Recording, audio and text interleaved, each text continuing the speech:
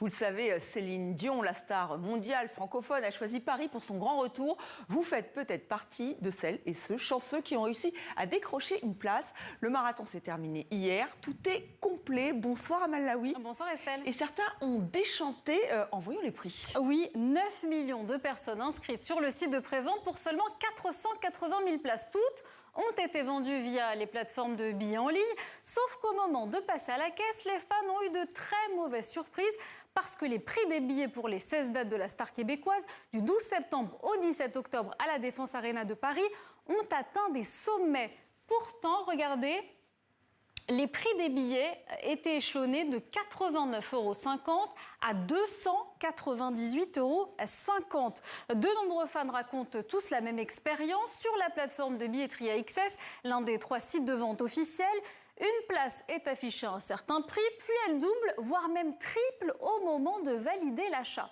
Regardez cette vidéo qui a été publiée sur le site X. Ce fan sélectionne 2 places. Au total, regardez, 211,50 €, 426 € au total avec les frais. Et au moment de passer à la caisse, 855 €. Alors, que s'est-il passé ?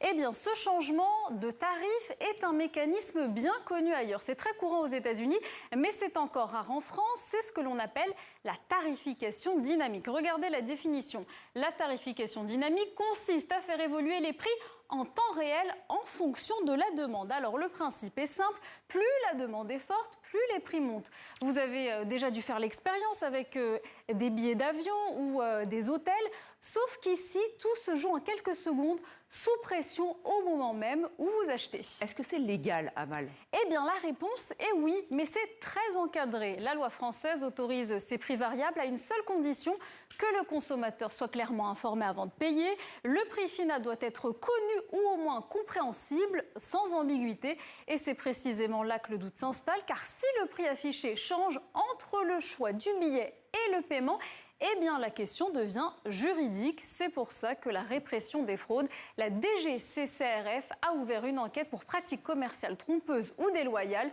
Et de son côté, eh bien, la plateforme de vente AXS se défend. Elle parle d'un simple bug technique, d'un incident temporaire qui concerne un nombre limité de personnes et promet même des remboursements pour les cas concernés. Merci Amal. De toute façon, on n'a pas eu de place. Non. Voilà.